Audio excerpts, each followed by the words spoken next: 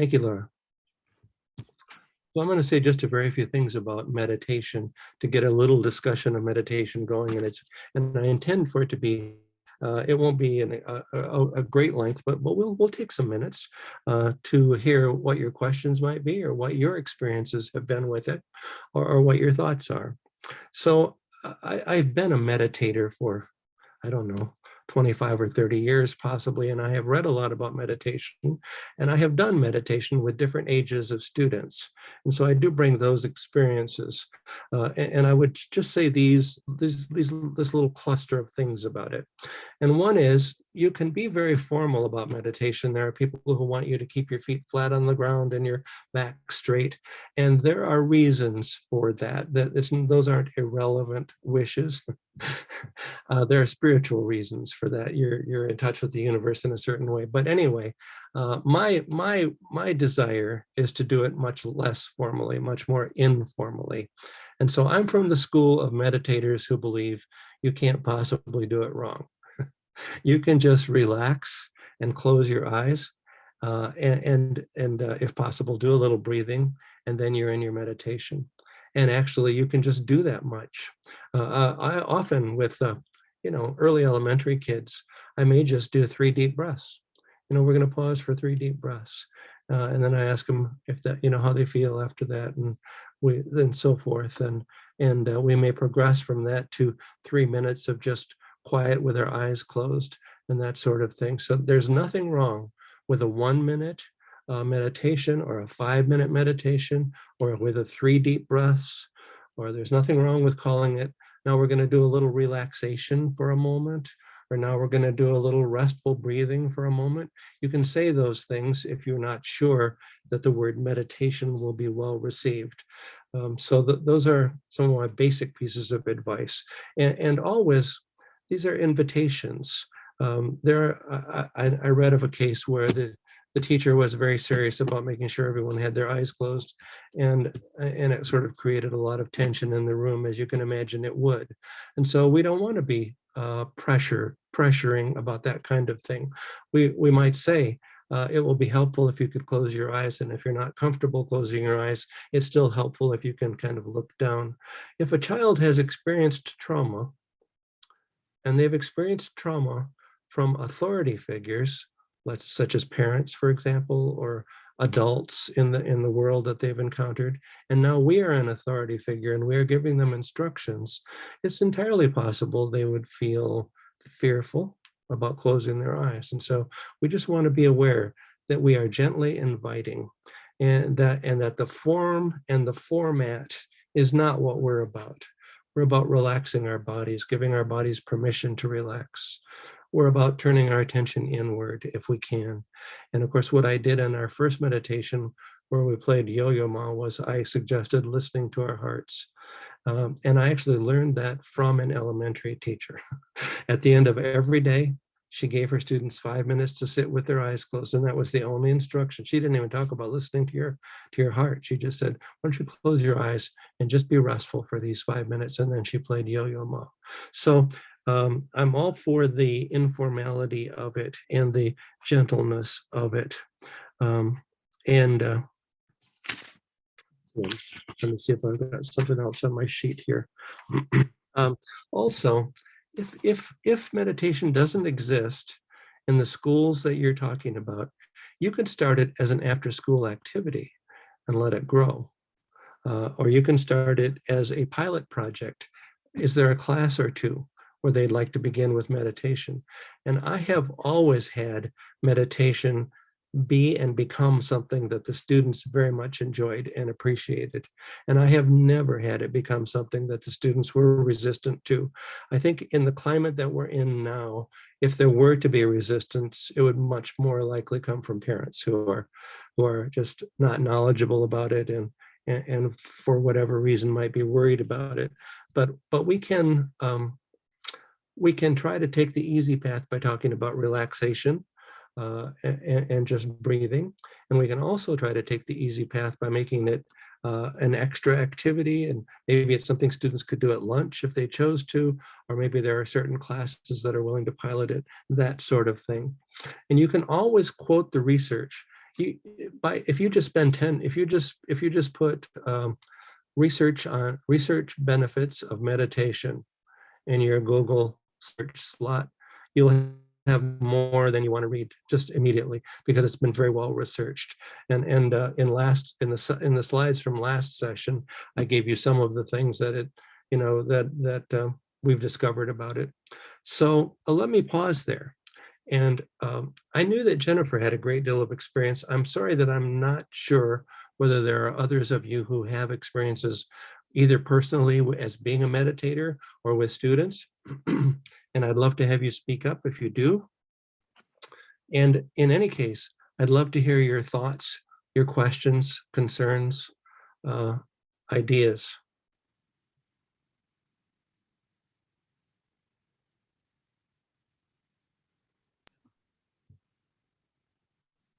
Richard, I taught a yoga class at my high school. I was a certified yoga teacher. Right. So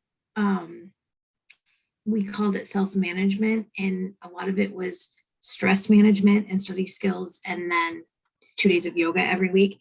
And so those kids I did a lot of meditation, and they loved like the yoga nidra and doing the recorded yoga nidra practice that I would find on YouTube. Mm-hmm. But I found that sometimes my English classes, then they knew that I had this yoga class and that they were doing these things in there. So I would start English class by just having them take 5 really deep breaths, sitting up straight and tall in their desks. Mm-hmm. And the kids would comment on just the mat. It was magic. They're like, I feel so different just after that and ready to go. Mm-hmm. And so it was a skill that, I taught them that we used a lot, especially before tests or things like that. Mm-hmm. Oh, that's wonderful. Could you describe the yoga step just a little bit for people? So we did, like a yoga practice twice a week, right? And high schoolers are the laziest group I've ever taught, because I taught a lot of yoga classes, and I'm like, these kids are just laying there, they're like, we're opting for child's pose all day. But so I had to push them a little bit, but they liked it. And the other days, I had different units on, like, I don't know, we did a lot of TED Talks too. So we did like Jill Bolte Taylor's Stroke of Genius, and we worked our way through those to heavier topics. We talked a lot about body image, and I did a unit on like serving the community too, and that kind of thing. But we watched what's her name, the TED Talk on shaming. Oh yeah. The woman involved in the Clinton scandal. Yeah. I'm drawing a blank. Yeah, I quoted her last week. Yeah, and that was powerful because the kids don't even know who that is. Mm-hmm. But they understand the idea, of that. So, I don't know. It was a fun class to teach. Are we talking about Brene Brown by any chance? No, I'm talking about Monica Lewinsky. Oh. She did a TED Talk recently, okay. Uh-huh. And it's super powerful, and it's about cyberbullying. Okay. And shame. And so,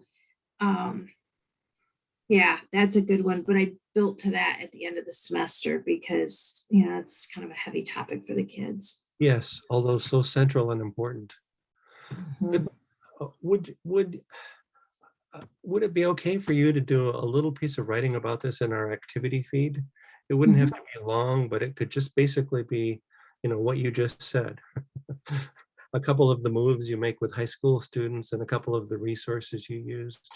And don't forget to mention that sit up straight and take 5 deep breaths. I'm going to add that to my repertoire. Okay. And what else would you like to say, Stephanie, about this topic overall? Have you ever met with resistance, or are you concerned about resistance in the public world? Or I didn't, because it was an elective class. Mm-hmm. And so the kids were really good about it. And Well, I shouldn't say that. Like the yoga studio I taught at, we had a studio in a church, and we actually had people contacting the pastor, um, and just going crazy about having a yoga studio in a Methodist church. Uh-huh. And he was great about it. So I think if some of those people would have known I was teaching it in the school, I would have had problems, but they didn't have kids there. Yeah. But I didn't ever have any resistance. I had, some kids that it really benefited from it. But you always have a few, like in my regular English classes. And I think offering to have them just do the soft gaze instead of closing their eyes is vital sometimes. Or some kids will just throw their heads down on their desk. And I just let that go too. If they wanted to take it as a nap time, they weren't bothering anybody else. Yep. Me too. Didn't Mhm. interfere with the process. And that's great. Thank you so much for sharing that. And please, if you don't mind giving us a capsule version of that in the activity feed, that would be wonderful. Sure. Look forward to talking with you more about it. Would other people like to get in on this? Do you want to ask Stephanie something, or do you want to make your own comments about your experiences?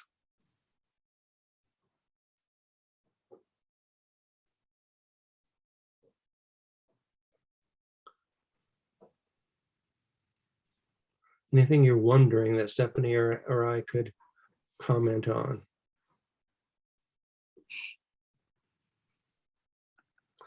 Okay, well, I feel like a core message from Stephanie and me is be brave and give it a try. Don't be so concerned about resistance or limitations that you don't step forward with it, because it's so powerful and important to students. Jennifer, even though she was ill, she was keeping up an online exchange with me. And she said she felt so bad about not being here to teach us more about meditation, because she felt that it was students are so much not getting what they most basically need from school, which is the kind of love and support and recovery that you get from these kinds of activities. Well, thank you again, Stephanie. Thanks for speaking up. Look forward to hearing more from you. Okay, we're going to bring up the PowerPoint. I'm going to bring up the PowerPoint. I hope. There we go.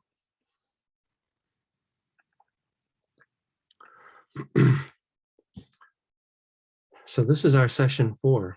This is our final session, and I hope to reserve a little time at the end to talk about what might happen after this session. And of course, we're working from my book, The Mindful Writing Workshop.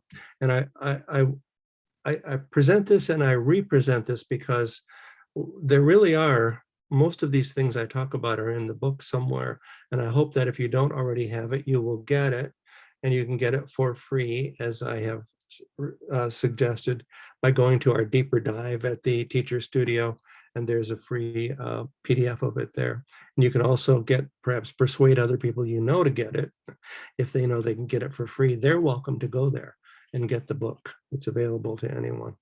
And there's a section on meditation in the book if you haven't found it. I have a quote for you, as I always do. This is a very straightforward quote tonight, but it speaks to a point that I really want us to pause over for a moment.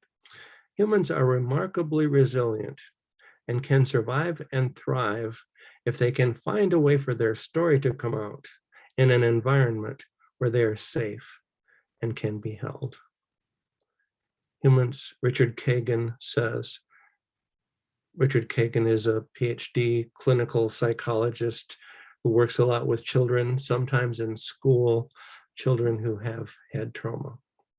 And he says, humans are remarkably resilient and can survive and thrive if they can find a way for their story to come out in an environment where they're safe and can be held. Let me pause, as I normally do at this moment, give you a chance to pause and think for a moment. And I'd love for a few people to say sort of your understanding of this quote, your thoughts, if you have them, about how it relates to our work, or how it might relate to school, or questions you have. What are your thoughts about this?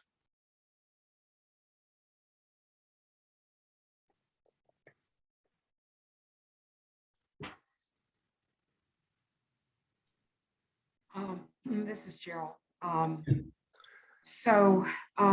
What really strikes me here is that this idea, if they can find a way for their story to come out. I teach college freshmen through seniors and all sorts of writing classes, and they have so many stories, they have so many traumas, they have so many items on their life map that they trust us with. This just really, I don't know, makes me feel, I always feel like the classroom is a sacred space. Mhm. And this quotation just kind of states it in a very clear way that in order for those stories to come out, they have to feel like they are safe and can be held metaphorically. Their ideas, their stories are valued. And it takes me back to the quotation that we had last week about, the mind creates the abyss and the heart makes I used it as bridge. I can't remember it exactly, but The heart crosses it. the heart crosses it. And so, we think about especially right now, my students are so full of fear. They've had the pandemic, they have school shootings, they now, have nuclear war, being mentioned on the television. They are probably the most traumatized group of young people I've ever taught in my life. Yep. And, uh, their stories are what connect them to the universe. Their stories are what connect them to mankind. And so this is just even more vital than we ever thought, starting this little group that you put together, Richard. And I'm kind of like wandering, so I'm going to stop now. No, But that was a remarkable little set of remarks. Thank you so much, Jill. And yes, one thing I want to pick from it is trauma is its own crisis, of course, but I think it would also be true to say that we are at a new level of crisis in relation to trauma in our society and in our schools. A statistic that travels with me and that I find haunting to me is that when asked if they have seriously considered suicide in the past year, 50% of LGBTQ plus students answer yes. They have seriously considered suicide in the past year. And of those, 40% of them have figured out how they would do it, which means they have seriously thought about it. Of the entire students, it's more like 30%, but that's still a high number. Thank you so much, Jill. I appreciate every bit of what you said. And a couple of others, perhaps?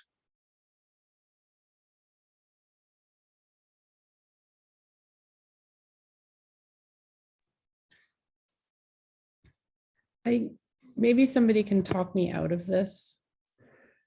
And I'm sure it is the moment or moments that have strung together now 3 years.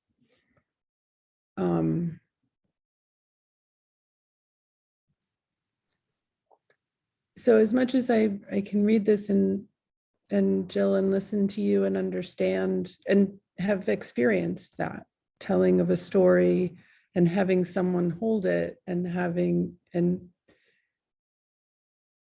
all of that action have an effect.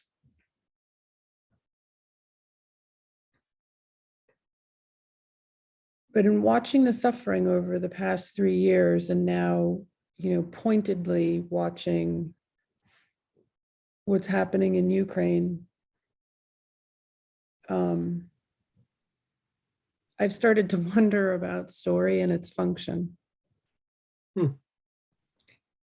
And Richard, I think I had this exchange with you early, like before our first meeting was, I think, near when Joan Didion had died. And, you know, people were pushing out Didion quotes all over the place. And, you know, she has that really beautiful quote about stories, but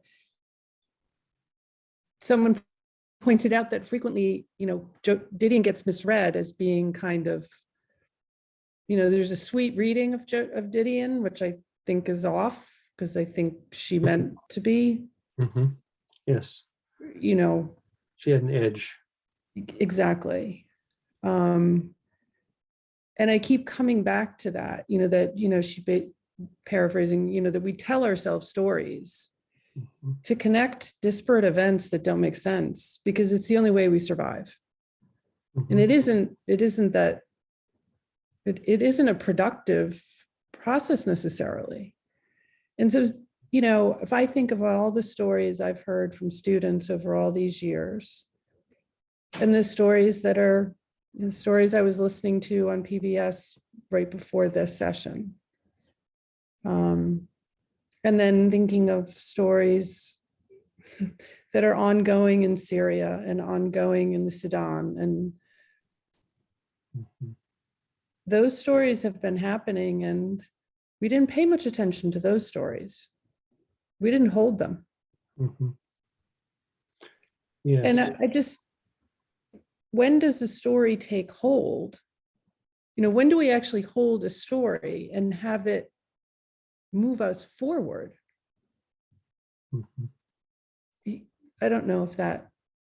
No, you're talking about very important things, and I so appreciate you sharing those things that are on your mind, and they are profound.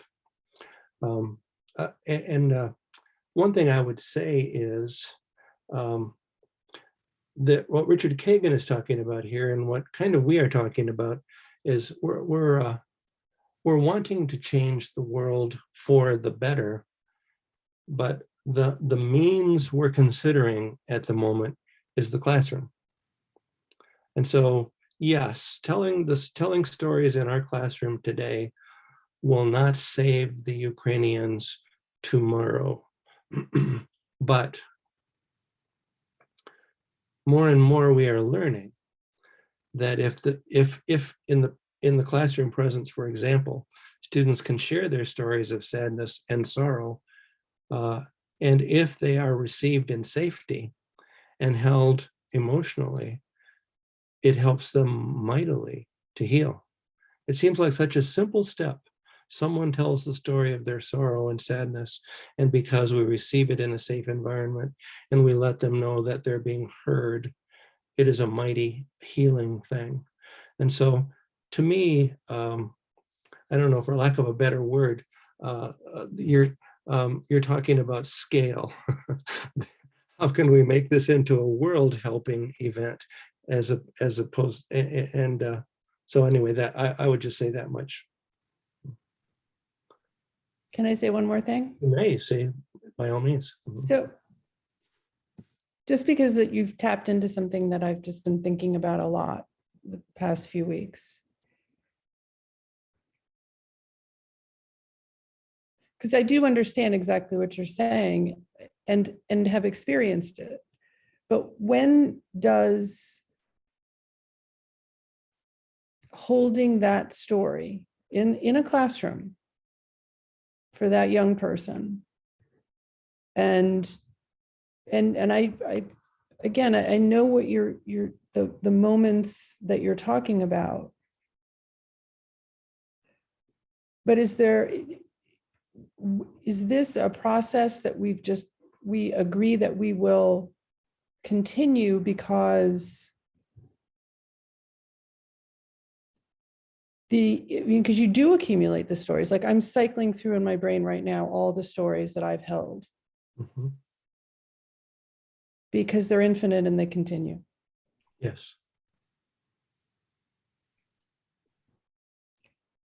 So are we holding them only so that we can continue to withstand it? Well, we're holding them because when we help someone heal, they're able to become more loving and creative. And when someone is able to become more loving and creative, and I know those are big words, but this is also a real thing. When people become more loving and creative, then they can make more of an impact on the world.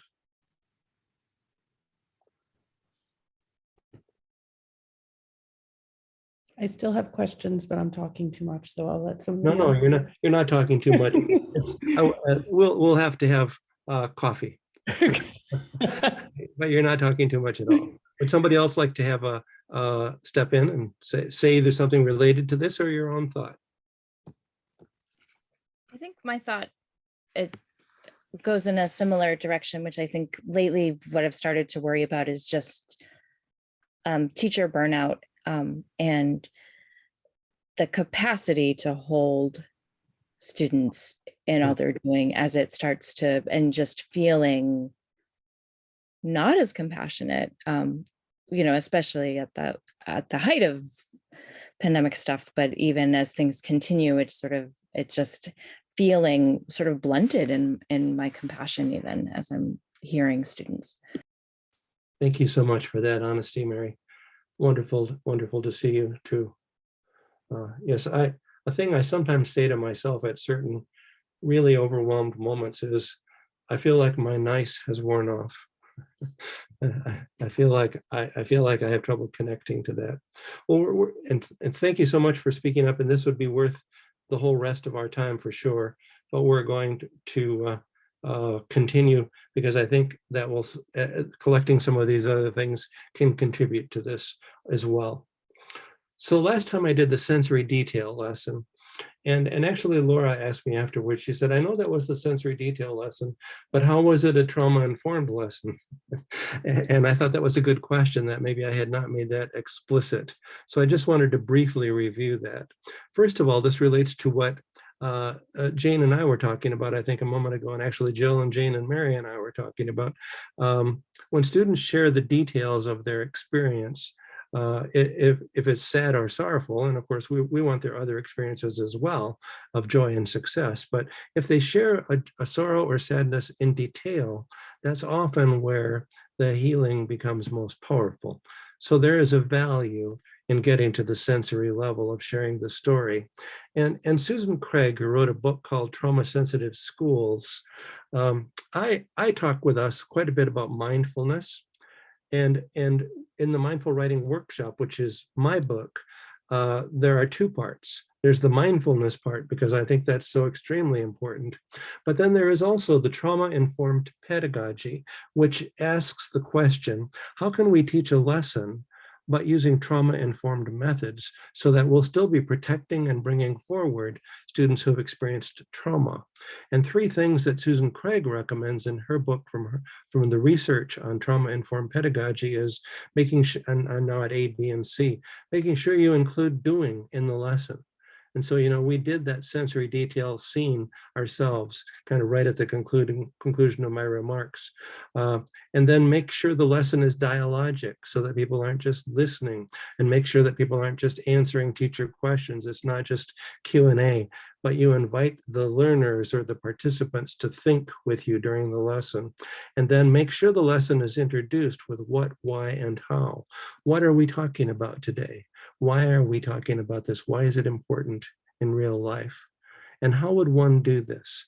And of course, with Writing Workshop, the how often is helped along with the texts, the mentor texts. And you might look at these and say, well, any good teacher does these things, and that actually might be true. But first of all, I would say we're not always the good teacher we would wish to be, and not every teacher does these things. And so when we start a lesson with just, here is the lesson for today, it's important because you'll need it for college, or because you'll need it for the next year in school or whatever, and we don't really have a what, why, and how. That's probably troublesome for all students, but it's particularly a roadblock for students who have experienced trauma. We help them get to their frontal lobe so that they can think intellectually about things by giving them a what, why, how. So these are steps that are helpful to all students, but they are more urgently needed by students who have experienced trauma. So there's that additional piece. So I wanted to get to individual, ancestral, and collective trauma as a piece of our work. And in particular, I want to talk about collective trauma. And maybe I should just let you read this. I think it's big enough for you to read. Individual trauma, ancestral trauma, and collective trauma.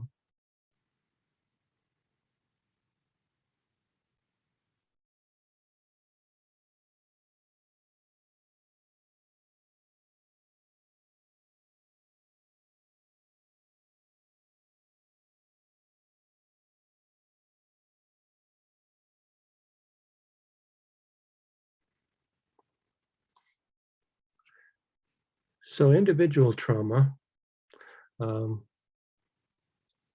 is it something that happens once. It may be physical assault, it may be violence, it may be a very frightening and maybe life-threatening event in nature, or that kind of thing. It could be lots of things.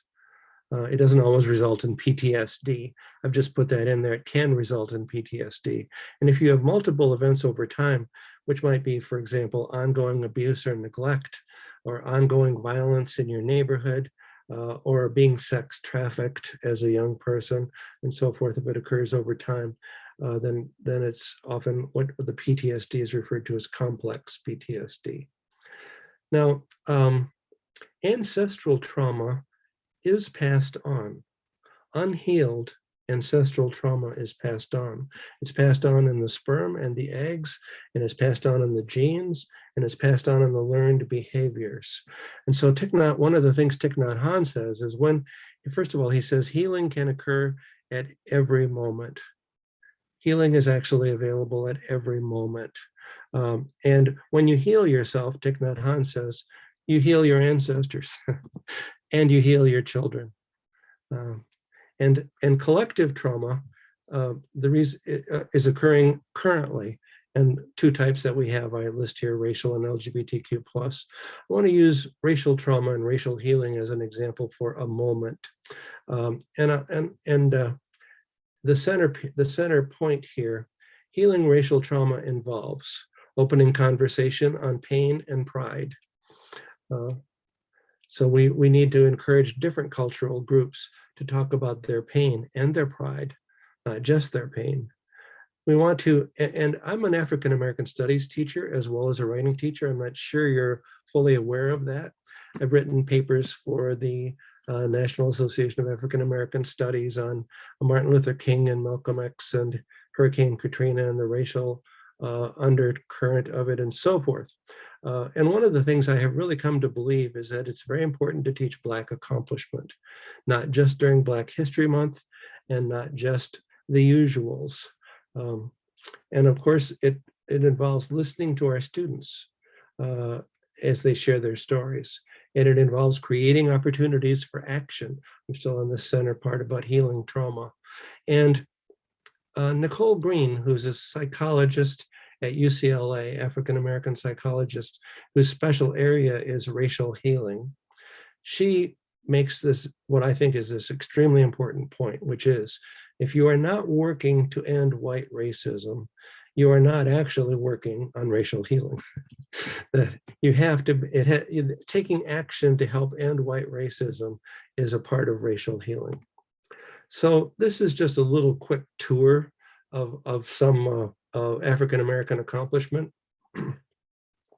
Duke Ellington is probably known by most people as just an old-time band leader, but he is known in the musical literature as the king of jazz. He had major compositions in Carnegie Hall for 12 consecutive years.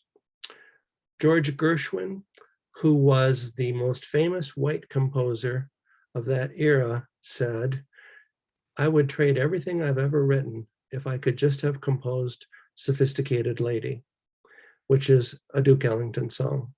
So to George Gershwin and many scholars, Duke Ellington is the best, the greatest American composer. Mary McLeod Bethune is probably a name people know, but if you teach about her, you can learn and teach about, she was one of 17 children born of formerly enslaved parents in 1875. She wangled an education in South Carolina. Well, after she got her, even her college education, the Presbyterians wouldn't let her be a missionary because they wouldn't take Black missionaries. And so she opened a school in her house in Daytona, Florida, for 5 Black girls who sat on overturned boxes. And 20 years later, in 1923, her school had 250 students, 25 faculty. She was invited by a struggling nearby college, Cookman College, to kind of take over the college. And Bethune-Cookman College was born. It's a college that exists to this very day. She also was on Franklin Delano Roosevelt's Black cabinet. Percy Julian was a PhD chemist who couldn't get promoted at DePauw because he was African American. So he became a researcher for Glidden Laboratories in Chicago, where he invented synthetic cortisone. Cortisone was only available through animal bile, so it was not available. It couldn't become commercially available. But in the lab, he chemically reproduced cortisone so that it worked like cortisone and it could be sold commercially. And cortisone, as you probably are well aware, is still one of the miracle drugs of the 20th and 21st centuries. And I think we know that if Percy Julian was white and he had created a miracle drug, he would be known. So if you start to teach stories like that, see what even those 3 stories, what I feel when I tell those stories, and I hope you feel it too, is it doesn't take very many of those stories to make the concept of white superiority seem completely hollow and false. We know scientifically that white superiority does not exist. Scientifically, we know that. And we know experientially by our experiences with white and Black people that white people are not superior.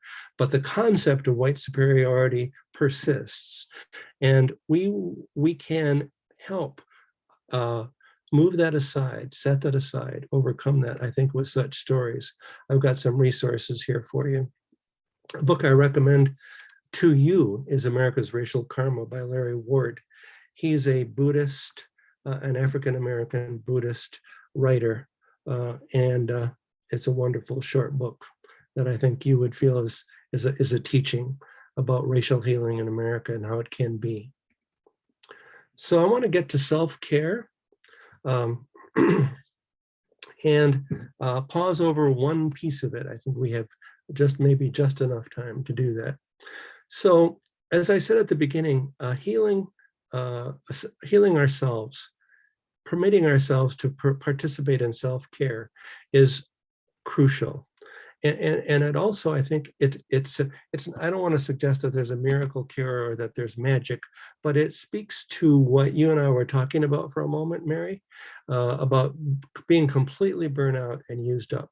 And so I really want to get to this for a few minutes. And here is my most basic lesson about self-care. And it's actually the lesson from Matthew Fox, if you see the source at the bottom of the screen there. Matthew Fox teaches this. He says, we should live our lives moving back and forth between heartbreak and restoration. We don't want to get rid of heartbreak. We don't want to be in denial about heartbreak. We don't want to minimize our heartbreak. We want to receive it.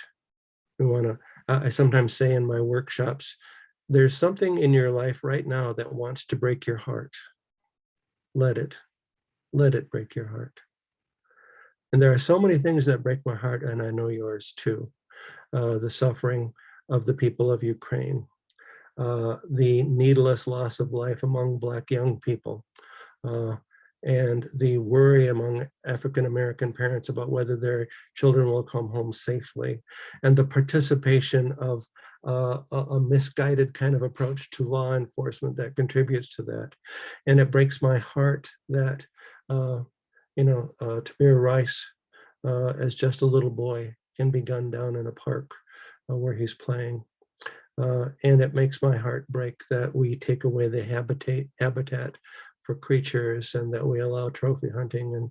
And there are so many things that break my heart. And I'm sure these things break your heart and other things.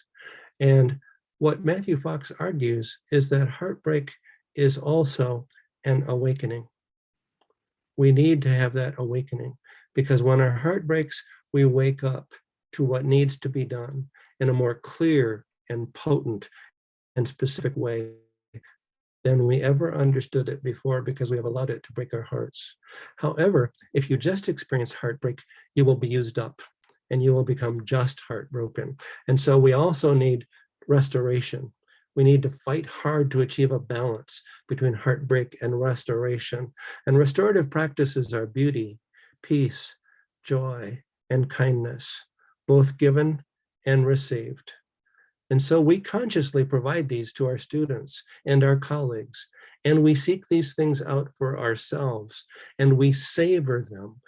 We do not feel guilty when we are happy and joyful. We do not feel guilty when we are luxuriating in the beauty of that daffodil in spring. We do not feel guilty because we know that that restoration is what will allow us to go back to the world and be broken again and to serve the world in the way that we are capable of. It's the only way we can continue to be capable of it. Thich Nhat Hanh talks about how we are capable of providing ourselves small happinesses, is what he calls them. He says, you have around you the ingredients for small happinesses. You can make small happinesses, and you need to. So you know what will make you happy. Go read that book, go take that walk, call that friend. You know it will make you happy, and do it and savor it, because in those small happinesses are your teaching to yourself about how you need to be restored. And Thich Nhat Hanh also says, and I love this statement, you can make a soup of your happinesses that you can share with a friend. You can make a soup of your happinesses that you can share with a friend. So this is a little collection of key self-care practices that a woman named Shauna Shapiro is recommending to us. And I love this book. And it is a book entirely about self-care and how we can take better care of ourselves. And if we're not careful, we will look at these and think of these as just tips. These are little tips of behavior or and such. And it's very important that we not see them that way. It's very important that we find a way to take them more seriously. And I'm going to talk about that for a moment, and then I'm going to give you a chance to talk, and then we'll be very close to the end. So one of her recommendations is name it to tame it, which is to say, when you are feeling anger or disappointment or frustration or great sadness or despair, if you can find a way to say that to yourself, you know what, I'm feeling such despair. You know what, I'm so angry. And just put that into words, even if it's inside your head.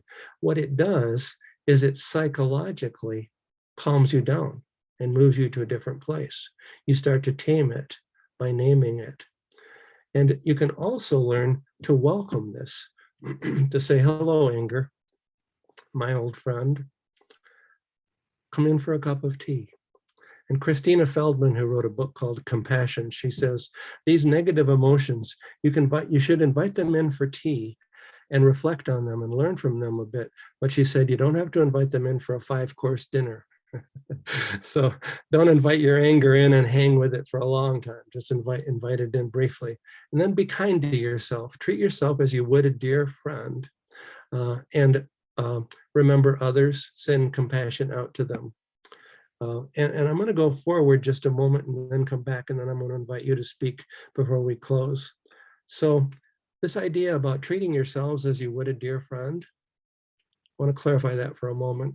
Shauna Shapiro says, we look back on our lives and tend to feel shame and regret.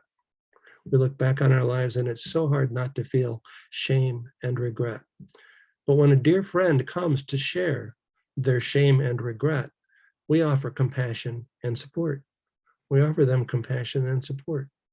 And we should treat ourselves that way.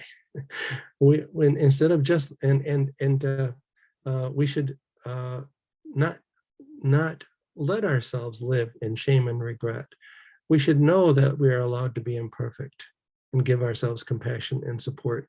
And there is research, scientific data for all of this, and I don't always have time to share very much of it, but I want to share this just to sort of, I hope, kind of justify this for you a little more strongly, this bottom point. Self-compassion triggers the release of oxytocin. When you can be compassionate to yourself and kind to yourself and accepting of yourself, it releases oxytocin, which is the love hormone that facilitates safety and connection. So you can experience more safety and connection and even love in your life. You release yourself to experience those things, love and safety and connection, through self-compassion. So let's go back for a moment. So now I know we're up against our end time, and I'm going to try to keep us within just 5 more minutes, but I'd like to turn most of those 5 more minutes over to you. And I'd like you to think about this little grid like this. Name it to tame it and welcome your emotions to treat it as a visit. I'd like you to think of those as one idea. And then I'd like you to think of be kind to yourself, you know, that thing about compassion for yourself, as one idea. And then I'd like you to think about remembering to be compassionate towards someone else as a way to heal yourself. We know, we in this group know that when you are kind, you heal yourself. When you're kind to someone else, you heal yourself. And so this is one of the recommendations. And then Shauna, this is something that Shauna Shapiro is very serious about. We're practicing. We're not holding ourselves accountable to be perfect. And what she says is it's so important to remember what you practice grows stronger. So I would like you to comment on either 1 and 2 together as this name it to tame it and welcome your emotions for reflection as something you might, I don't know, be willing to work on, or you already do. And the same with be kind to yourself. Are you willing to consider making a mental note to, when you're experiencing shame and regret, try to accept yourself as imperfect, and so forth. And is there something you can think of that you could practice from this little grid of squares, something that you could practice that you maybe haven't had as part of your regular practice? And so then just let the floor open for you to say a couple of things, if you would.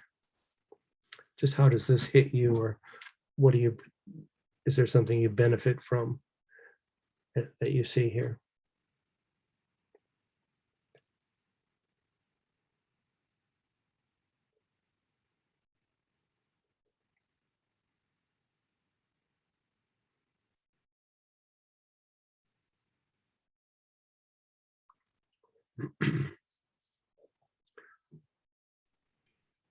What appeals to you, or what seems like an especially good reminder to you, or what is something you might be willing to work on? Go ahead and Richard, go ahead. I like the way that you're putting these, that you're pairing these. Mhm. Because I think I think 3 and 4, I think it's hard sometimes to be kind to yourself. You know, Right. I think teachers specifically I think we drive ourselves Right. very hard. And this is actually one of my meditations about thinking about how you,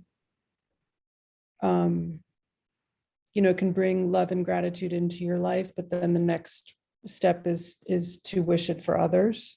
Right.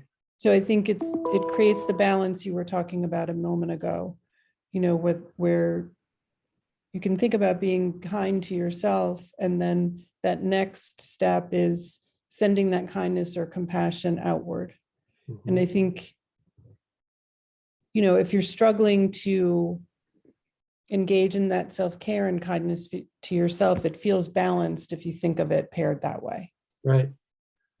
Yeah, I really appreciate how you're putting that, Jane. Thank you very much. 1 or 2 other people?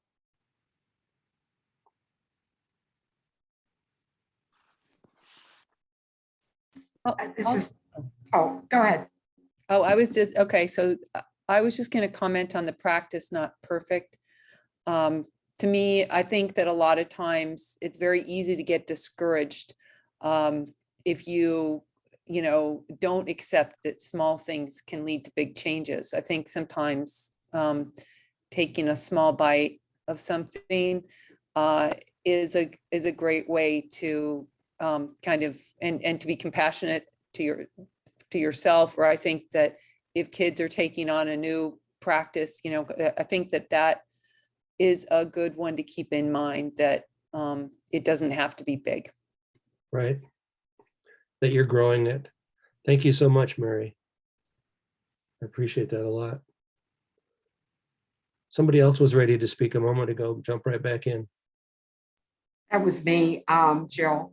So I wanted to tap into what Jane was saying. And I think that, you know, the first two, you know, as teachers, we are so overwhelmed with need and these young, needy hearts that we often push down our emotions. We do not give name to them. We do not spend time with them. And of course, that's going to lead to our burnout for sure. But I didn't realize until I saw these three in a row and the first two combined that, you know, I'm not doing any of these three. And, you know, this year I really feel it. So just that's, Jane made me think of that. So. Yeah. Thank you, Jill. I appreciate you connecting to what Jane said there. And I'm still thinking about what all of you have said. And a point that Jane makes that feels especially important to me is that we're really good at being hard on ourselves and asking a lot of ourselves. And we're probably not nearly so good at taking care of ourselves and being gentle with ourselves. And that's at least as important. We could take one more as we move toward closure. Is there one more statement someone had? I was thinking again about number 4 and recognizing common humanity.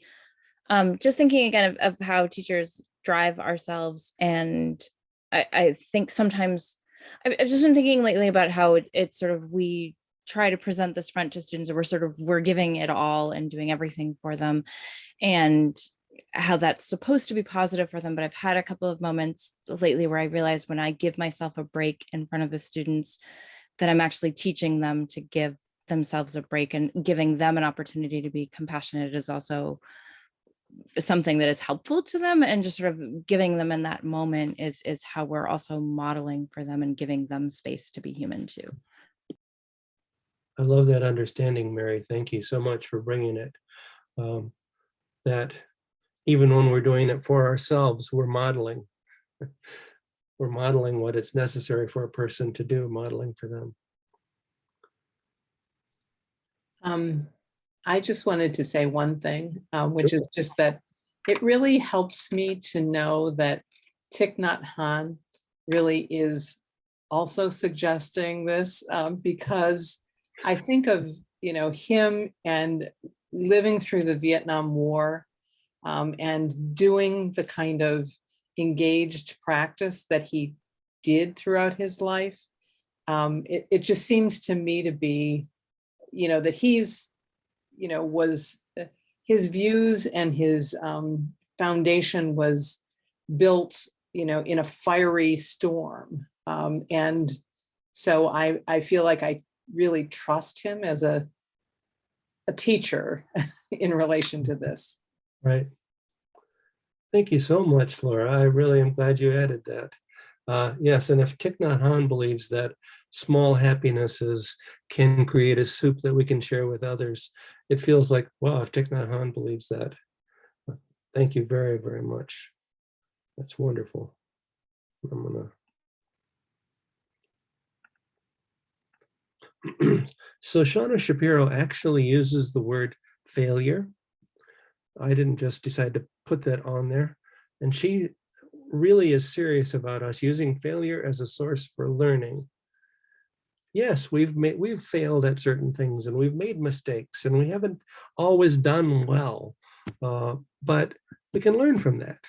We don't have to be ashamed of it. And you have my permission to frame this quote and put it on your wall. You have my permission to do that. And the quote goes, "You don't have to be perfect to be worthy of love and kindness." And that's from Shauna Shapiro. You don't have to be perfect to be worthy of love and kindness. And I'm going to move to our mindfulness task, but I'd like to take, this is about a kind of like about a 1-minute meditation. And so if you would just close your eyes with me for a moment, I would like you to think of a failure or a mistake that you made, or some way in which you disappointed yourself or were not perfect. Just try to think of some failure or mistake that you have made.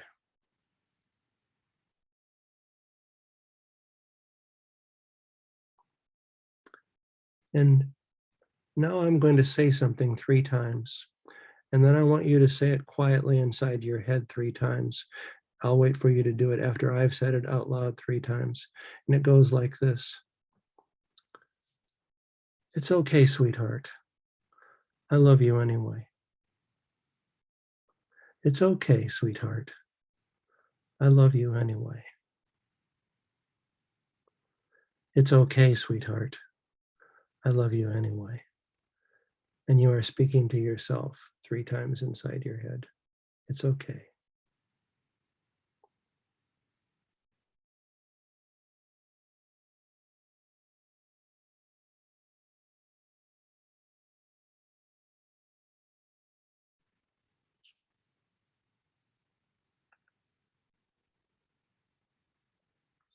And here's, when you get these slides from our activity feed, you'll get the cover of Shauna Shapiro's book here. And your mindfulness practice is a gratitude practice. Think of someone or something you're grateful for, large or small. Pause each day for 3 days in a row. Remind yourself to be grateful for that. And then write 2 sentences about it as a reminder to include the gratitude practice. And this is the closing session of our 4 sessions. There will be a new round of sessions of some sort on the horizon, and I will let you know when those happen. But meanwhile, I am eager to work with you. I'm eager to work with you in professional development settings. I'm eager to help you do a book study of my book with colleagues, or I'm eager to help you do some sessions similar to these with colleagues. I'm eager to help you help in classrooms to incorporate these ideas into classrooms, because that's really the next step of this work, is to go from our community here to those kinds of steps and practices. So I will keep in touch with you. And if you would please, over the next week, do a See, Think, Wonder on our activity feed.